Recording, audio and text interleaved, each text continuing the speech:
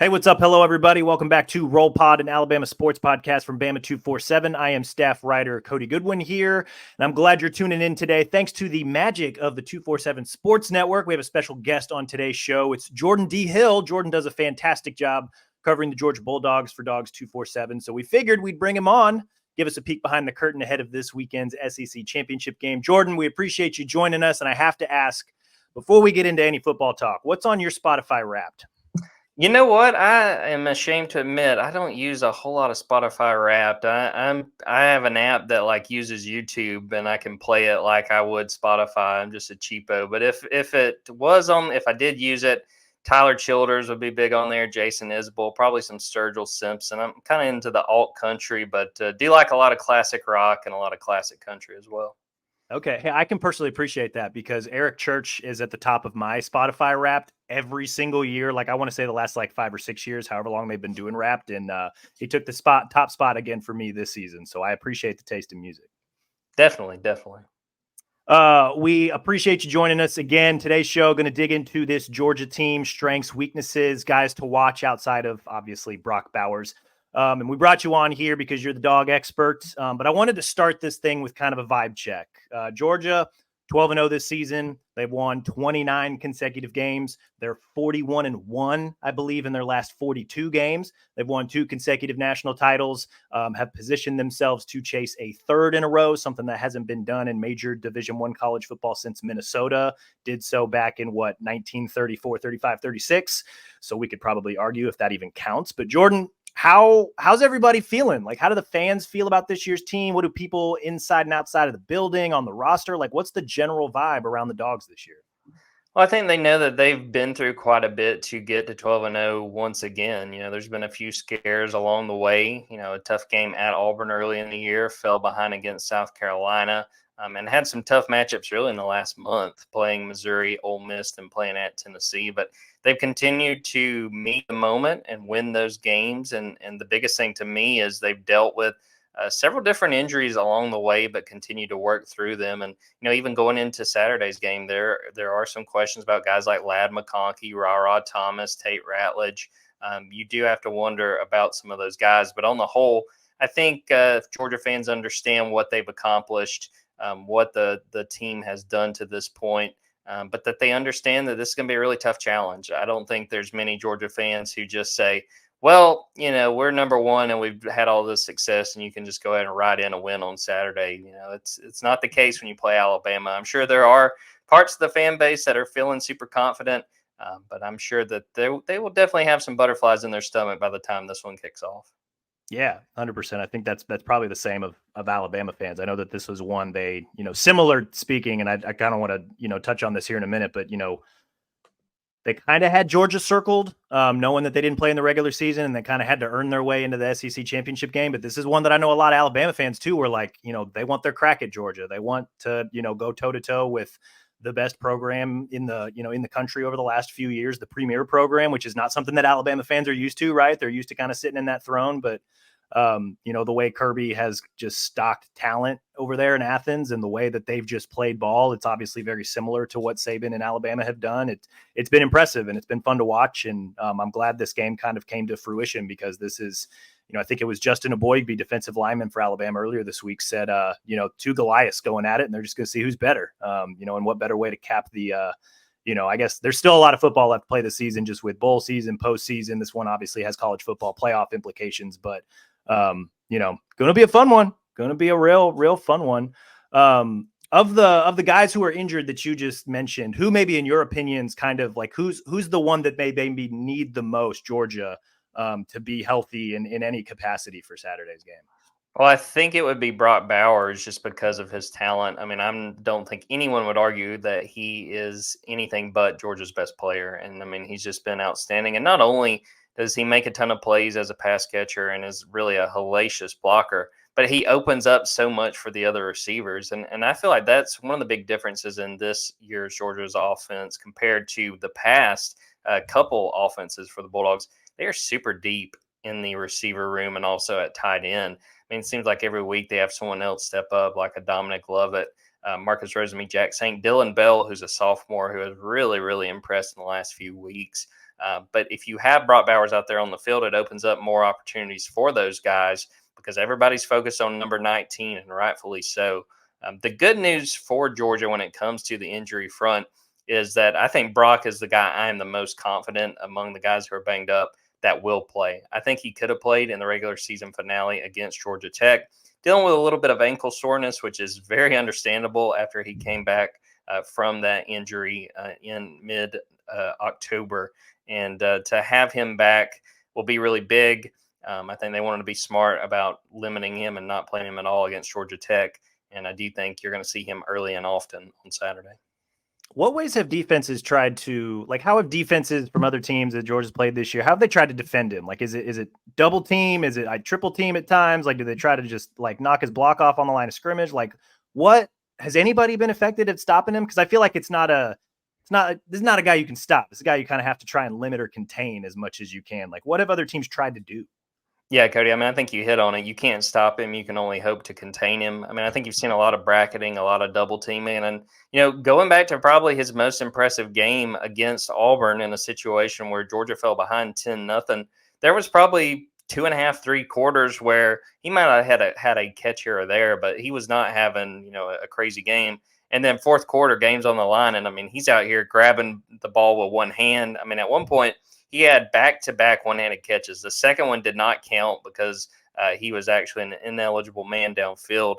He was covered up on the formation. But, yeah, I mean, it's just one of those things you have to devote at least one guy. You're probably better off devoting 2, just understanding that he's going to make plays. And the problem is, like I said, that he's not all that Georgia's got.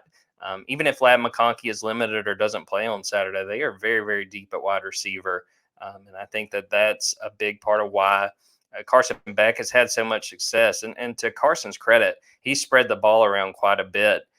But I think doing that early in the year when they were relatively healthy, it's huge at this point in the year because Carson knows he can count on guys. So if they decide to really, if Alabama says we are not letting Brock Bowers beat us, Carson's got other guys around him that he can say, okay, they're devoting this much attention to Brock, we're going to go elsewhere with the football.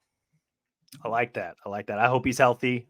Like seeing star players, be healthy for the big games. So fingers crossed that he's able to suit up and play to the best of his ability come Saturday. I've had this, we'll circle back to the offense in just a minute, but I had an idea that's been percolating in my head these last few weeks, because we've known for a couple weeks now that's going to be Alabama, Georgia for the SEC title. And I wanted to kind of pose this to you to kind of see what you thought. And it's that these two teams, Georgia and Alabama, similar trajectories, very similar teams, just in the way that they're made up in some areas and in the way that their seasons maybe have unfolded a little bit. Here at Alabama, season began with a quarterback battle to replace a legend in Bryce Young, right? Jalen Milroe ultimately won the job, mostly unproven at the start of the year. Now he's become one of the best quarterbacks in the country. At Georgia, I'm not sure Carson Beck really had as much of a competition to win the starting job, but he too was replacing a legend, right? And Stetson Bennett, mostly unproven, and now he's one of the best in the country. At Alabama, a lot of proven skill guys like Jermaine Burton, Isaiah Bond, deep running back rotation. At Georgia, you had, Lad McConkey, Brock Bowers, pretty good stable of running backs. I know they were dealing with some injuries earlier in the year, but, a lot of nice pieces surrounding the new quarterbacks, right? Defensively, both teams have had to replace a lot. They both lost superstars. Alabama had Will Anderson Jr., Georgia had Jalen Carter. They both lost productive guys to the NFL. But then they had returners that kind of provided a pretty good framework for, where the strengths of the defenses were going to be. Alabama had Kool-Aid McKinstry, Deontay Lawson, Justin Aboigbe's back. Georgia, a number of high-level guys back in the secondary like Malachi Starks, Kamari Lassiter, Javon Bullard, Tyke Smith. And then finally, you look at their seasons. Alabama obviously started slow. They took a loss to Texas. Ugly game against South Florida. Gutsy wins over A&M and Arkansas. They survived the Jordan Hare voodoo and really looked good against Tennessee, LSU, Kentucky, and now they're 11-1. Georgia trailed early against South Carolina, won that one, survived the Jordan Hare voodoo as well, won a great game against a really good Missouri team, found a way to top their rival, Georgia Tech, rolled through Florida, Kentucky, Vandy, Ole Miss, Tennessee. They're 12-0. That's at least my thought. I'm going to stop there now because I think I could probably keep rambling, but these two teams I think are a lot more similar than maybe some people give them credit for, Jordan. And I'm curious, somebody who covers Georgia, just kind of what you think about how similar, or, am I off? Like, what are your kind of thoughts on just the way these two teams have gotten to this point in the season? No, I mean, I think it's a very fair comparison, especially when you look at Georgia's offense early in the year. They continued to start games very slow. They got down 13-3 to South Carolina. I had mentioned that they got down 10-0 to Auburn. And I think really sort of the cherry on top to your comparison, Cody, is they're both coming out of victories against rivals where you have a lot of questions, based on how that played out. Georgia had a situation, it is fair to point out that Georgia sat out several important guys on offense: Lad McConkey, Brock Bowers, Tate Ratledge, the starting right guard, Ra Thomas, another big receiver, who have been banged up. But it just sort of felt like Georgia just wasn't totally interested in that game. Now, I think a big piece of that was, hey, self-preservation. Let's win this game. They kind of went old school, just grinded it out. Kendall Milton and Dejon Edwards had big games on the ground. But it was like they just couldn't quite put Georgia Tech away. Their run defense really struggled.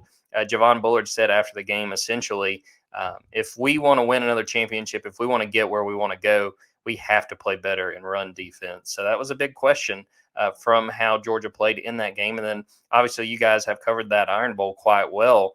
That there's plenty of questions you can take out of that performance. So, yeah, I mean, it's one of those things where we both know these two teams are very, very strong. But at the same time, you come into this game a week removed from a game where you have plenty of questions that really both these teams need to answer. 100%. Yeah. The offense, I know we talked quite a bit about this just with Brock Bowers, the way Carson Beck has, evolved as the season's gone along. Statistically speaking, this Georgia offense is like amazing, right? Like passing offense, second in the SEC, top 10 nationally. Rushing offense, fourth in the SEC, 31st nationally, I think, in yards per game. Scoring offense, almost 40 points a game, second in the SEC, top 10 nationally. Total offense, second again in the SEC, number 6 nationally. What's been the most impressive part about Georgia's offense, just from your perspective this season?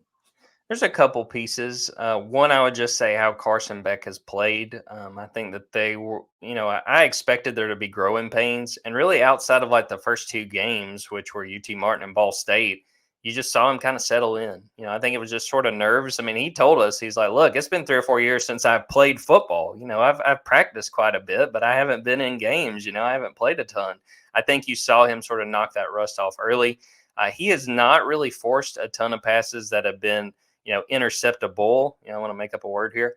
He does a very good job of making good decisions and living to fight another day if he has to. You've seen really in the last month him be more willing to scramble. And Kirby Smart has talked about that he's got that athletic ability that, some people, the easy comparison between Carson and Stetson are, when you kind of break them down, people would say, well, Carson's got the bigger arm, but Stetson can move. And Carson does have the bigger arm, but it's not like Carson is just a statue. He is capable of moving and gaining yards on his own, and I think you'll probably see some of that on Saturday.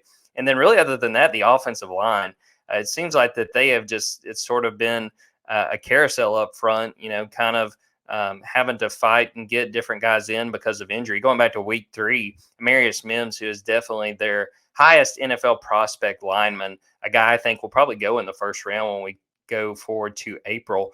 He has an ankle injury. They kind of have to shift the line around, and it seems like that's just continued throughout this fall. And the latest was Tate Ratledge, like I mentioned, right guard not playing against Georgia Tech. But they really haven't missed a beat. And I think Stacey Searles really deserves a ton of credit for how he's gotten this group ready. We've heard throughout the year some of the other linemen, some of the guys like Carson Beck saying, we think we've got a 9-10 man offensive line that, those guys can come in and start. They've proven that. And Georgia's once again a Joe Moore Award finalist for the top offensive line in the country. And to me, it's very hard to look at another team and say that they have a stronger argument for it than what Georgia has done this year.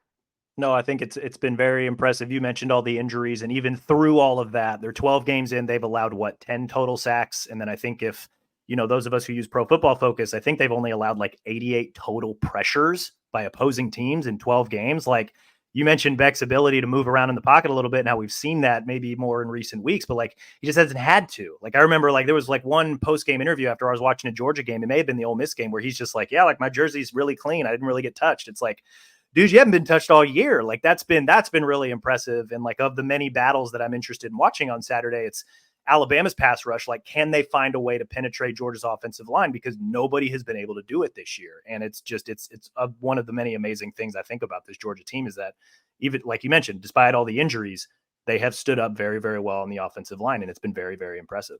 I'll just say to that, I mean, I think really other than I think it was the Missouri game, I mean, they have kept him very, very clean. And, I do kind of wonder, there's been conversation about him being a Heisman Trophy candidate. I don't see it happening. I don't think he'll be a finalist. But I do wonder, if that kind of takes away from his argument is that he's got an insane offensive line in front of him. He's got a ton of playmakers around him.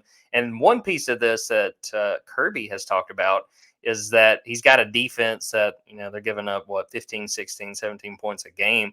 He said, you look at some of these other quarterbacks and the people that are in the conversation for the Heisman Trophy, they know they have to go out and score 40 points a game. He said, that's not the case here. And, Kirby wasn't really making an argument saying Carson deserves it, but pointing out that there is a difference with some of these other candidates that you consider for that award. So, yeah, Carson definitely walked into a very good situation. But I think he deserves a ton of credit. He's played really, really well and made the most of the guys around him. Absolutely. Talked about Carson Beck, talked about Brock Bowers. You've mentioned the rotating guys on the offensive line. What's one player on this Georgia offense that maybe doesn't get as much love as they probably deserve? I think the guy right now is Kendall Milton. I think he's playing his best football as a Bulldog.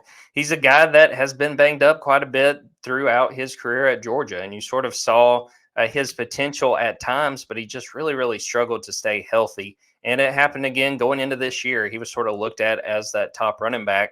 Hurts his hamstring in spring practice, has his spring cut short. You go into fall camp, he's got a good summer under him, and then he gets hurt again. So you're sort of just going, it's just never going to happen for this guy. Give him a ton of credit. He kept working hard, missed some time early in the year, bounced back, very much playing his best football right now. Had a career game against Ole Miss. Then 2 weeks later, when they play Georgia Tech, follows it up and has a very, very strong performance. This is very much the best that Georgia's run game has looked this year. And to me, when you look at this matchup between Georgia and Alabama, seeing this actual game on Saturday, to me, that's one of the big keys to this game, in my opinion, for Georgia. How well do they run the football? Because I think you saw some of the issues that Alabama's run into in that Auburn game. I mean, I think Auburn averaged like 5.8 yards per carry. Georgia has figured out how to run the football. And the big difference to me when you consider those two opponents for Alabama, Alabama had to know Auburn can't throw the football. We've all seen Peyton Thorne this year. Georgia has the luxury that they've got a very deep passing game. So it's going to keep Alabama's defense on edge. Very, very fascinated to see how that sort of battle winds up playing itself out. Yeah, no, and it's interesting to me that, Auburn, all they can do is really run the ball. And against both of these two teams, like, it was kind of interesting to see the comparison as I was kind of going about scouting for, the Iron Bowl. I was like, all right, what did Auburn do against Georgia? Right. Because Kirby Smart, very well told by now, right? He came from Nick Saban's staff. They run very, very similar defenses, just all the way down to even the names of the position, right? Star and Money. And it's like, okay, what did Auburn do well? Like, a lot of motion-based run scheme with that RPO, and it's similar to what Auburn did against Georgia, right? They were able to force a few early mistakes, took an early lead, and like you mentioned, like, because Georgia's able to pass the ball a little bit, they were able to fight their way back into that game. Alabama, it got weird. Like, it got really weird because they had an opportunity early, I think, to go up 14-0, and penalty wiped the touchdown off the board. Auburn went right back down the field, scored, and next thing you know, it was a dogfight, as opposed to the Tide maybe walking in there and running away with it. So it's, that was really interesting to see. And I wonder if there are things that, both of these teams can maybe learn from that game from the Auburn side of things. And, like, can you use it to run against the opposing team? It'd be kind of interesting to see what both of these offenses cook up a little bit on Saturday. Definitely. And I'll be curious just to see because, going back to last week with Georgia Tech, I mean, Haynes King really did a good job in some quarterback design runs. And then it kind of felt like Buster Faulkner, who was a former Georgia analyst, now the offensive coordinator at Georgia Tech, they kind of got away from that. And I thought that was a mistake. They were having success with that. They tried to let Haynes King kind of air it out. And at one point, he had 9 consecutive incompletions. So that was not a strategy that worked. Very interested to see just how much Jalen Milroe runs more on design runs as opposed to just scrambling to get extra yards. Yeah, and we kind of touched on it a little bit, but I guess one of my last questions about this Georgia offense is based on what you've seen this season. What's one area that Alabama's defense that you think they could take advantage of, or what's one thing that you feel like worries you a little bit about Georgia's offense against this Alabama defense?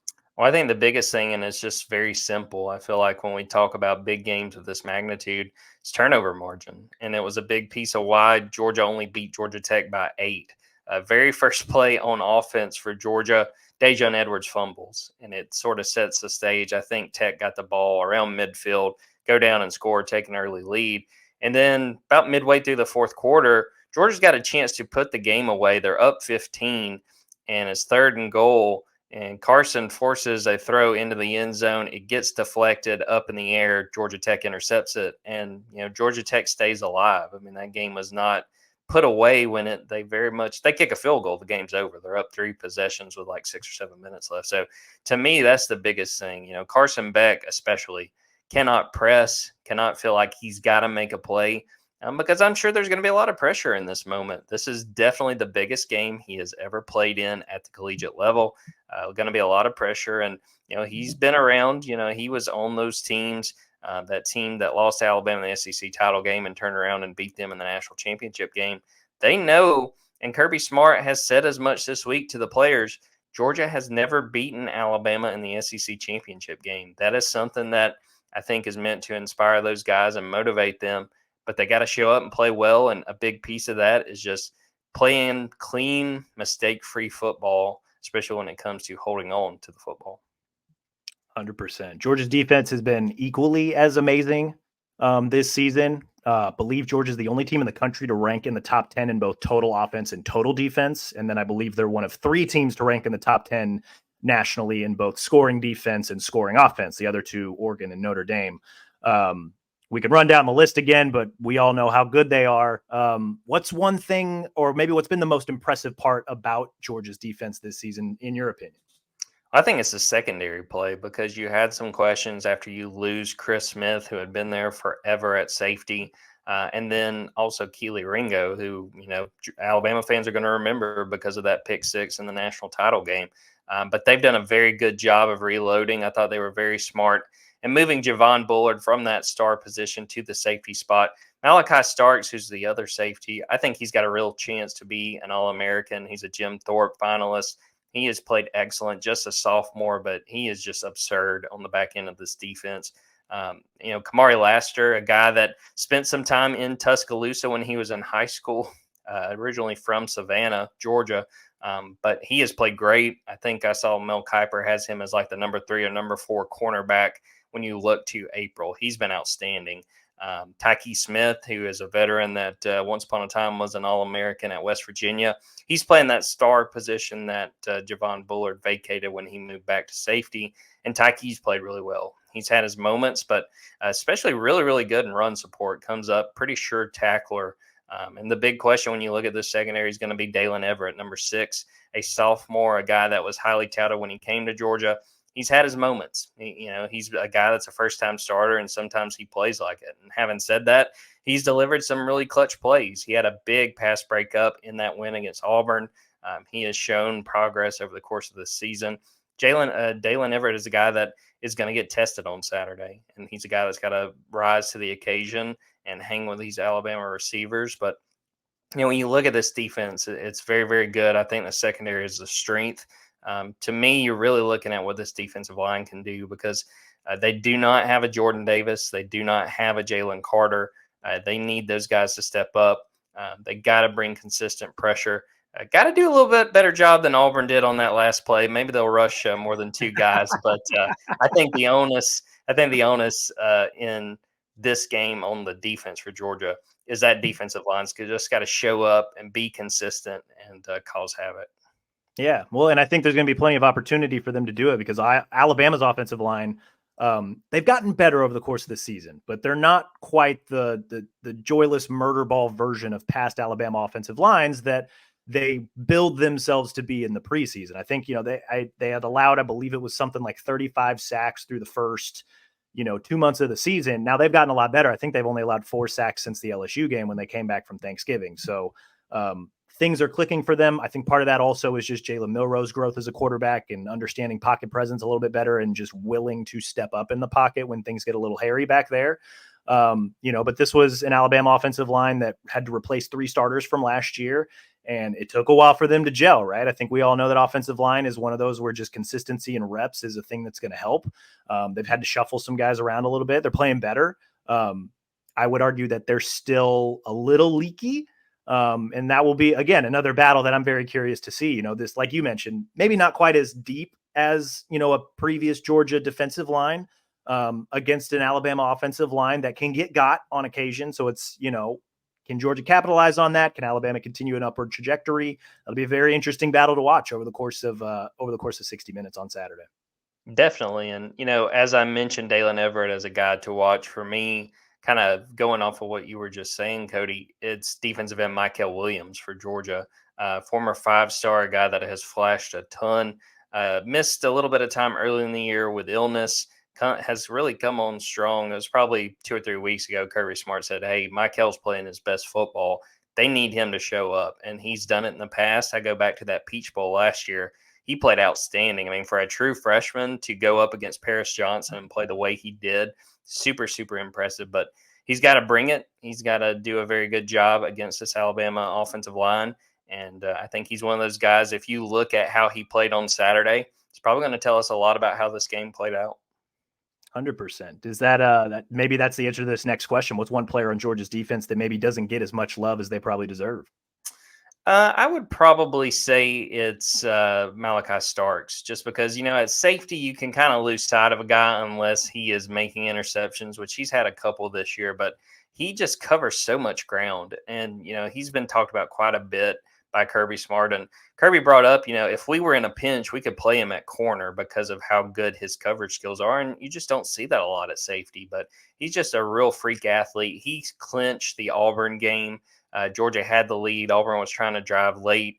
4th down, he intercepts Peyton Thorne, and that's all she wrote.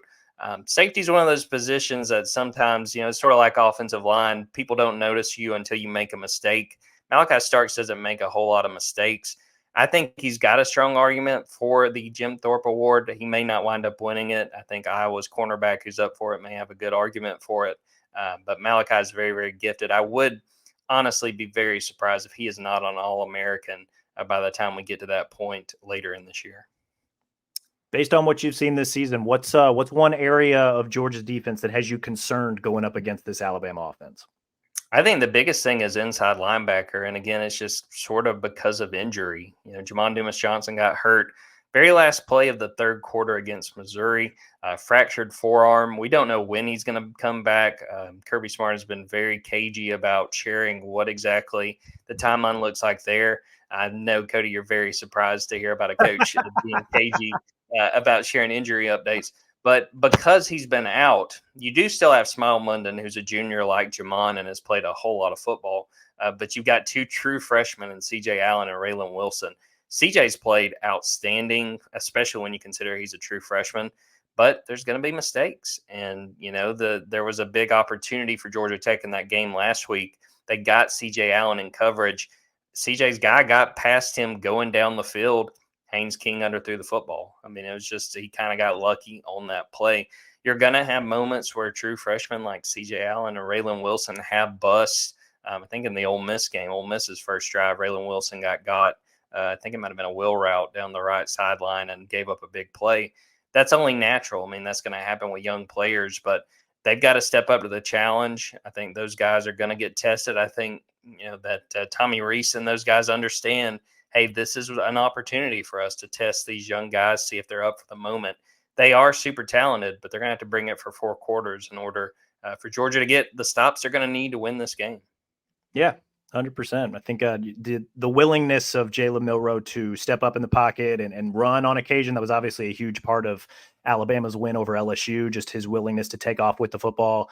It'll be interesting to see how Georgia finds a way to defend against that, because he's, he obviously he can throw the ball very well, is one of the best deep ball passers in the country, but his willingness to run has really cracked open everything for Alabama's offense. And we saw it. I know they Obviously, it was the 4th and 31 against Auburn, but like his willingness to run in the second half really helped, Alabama get out of some offensive funks in that game. And, it was a muffed punt, but also a 19-yard run on a 3rd down that helped Alabama get into position to ultimately win that game. So, it's very interesting because like these two defenses are so similar. So it's like, I feel like I've been watching a variation of Georgia's defense all year, and it's like, oh, okay, how are they going to do against a guy that can chuck the ball deep, and how are they going to do against an offensive line that blocks very well? Like it's very interesting, and of the many strings that we can pull or threads that we can pull and talk about in this game, it's just I don't know, it's super fascinating to kind of see what they're going to do.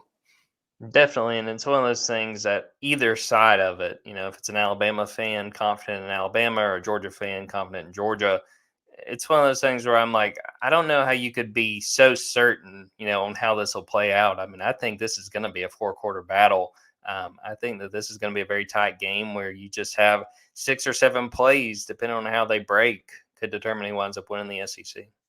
100%. In your opinion, what do you think are what's the maybe most important on the field battle, or maybe two positional battles that you think will decide Saturday's game? I think hitting on what I had said earlier, Georgia's run game against that defensive line. I think that Alabama saw, some of the issues they could have in stopping the run. The way Auburn ran the ball, again, almost 6 yards a carry.